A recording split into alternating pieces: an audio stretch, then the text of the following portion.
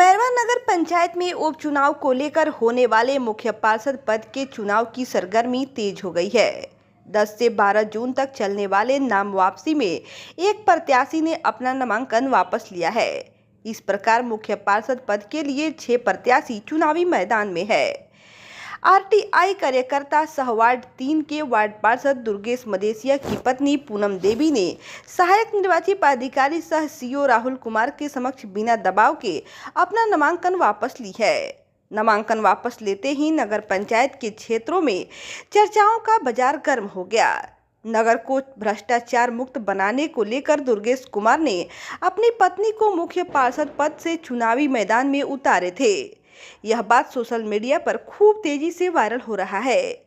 12 जून को दोपहर के 3 बजे के बाद चुनाव चिन्ह आवंटित कर देने का अनुमान लगाया जा रहा है। चुनाव चिन्ह मिलने के बाद नगर में प्रचार प्रसार तेज हो जाएगा।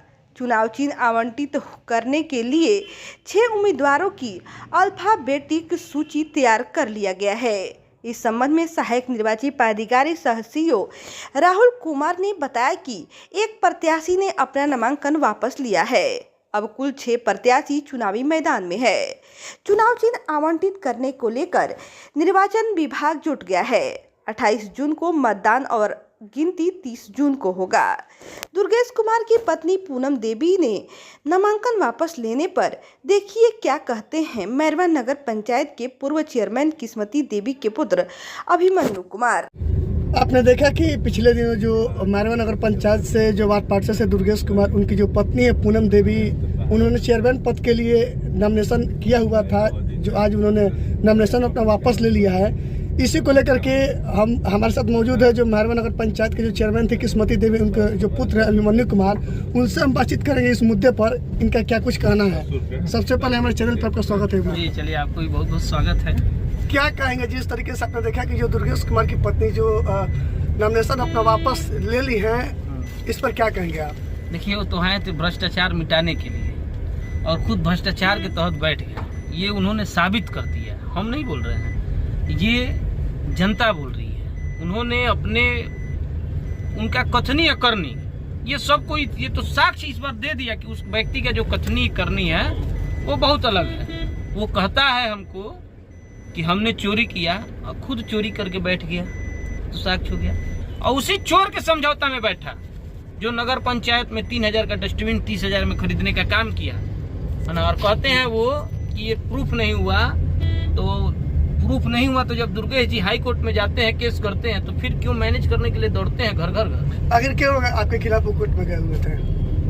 हमारे खिलाफ कोर्ट में गए तो होल्डिंग टैक्स हम चूक हो गया था हमसे, हम समय से नहीं दे पाए थे होल्डिंग टैक्स। हमको नहीं जानकारी हुआ कि हम लोग तो साधारण परिवार से व्यक्ति जनता की सेवा में लगे थे। सोचे लोग एक प्लेटफॉर्म मिल जाएगा तो सेवा का रफ्तार और बढ़ जाएगा, है ना। राजनीति ही एक प्लेटफॉर्म है जिस प्लेटफॉर्म के माध्यम से आकर आदमी विकास कार्यों को करके जनता के संपूर्ण सेवा कर सकता है।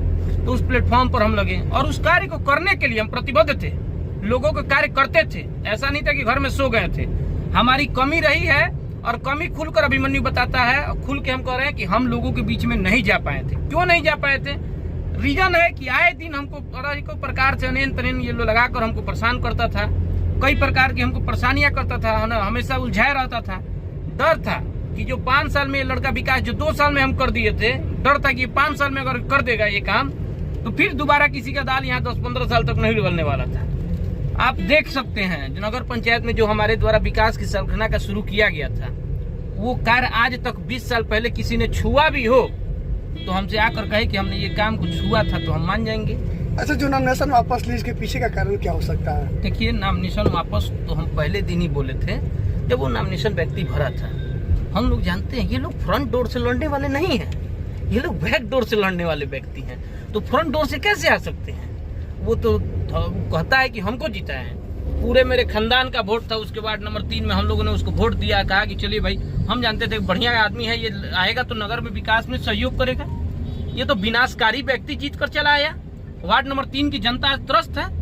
जाकर देखिए आवास के दलित बस्ती में आवास के नाम पर ये कितना पैसा लिया है।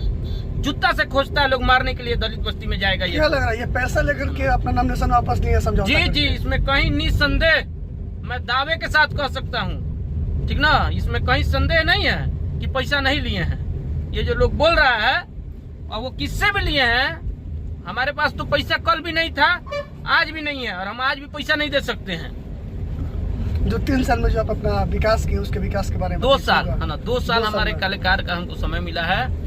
आप जाके देखिए, राम जानकी सरोवर अभिमन्यु ने उसको सुधारा था, इन लोगों ने उसको फिर से पुनः बिगाड़ दिया।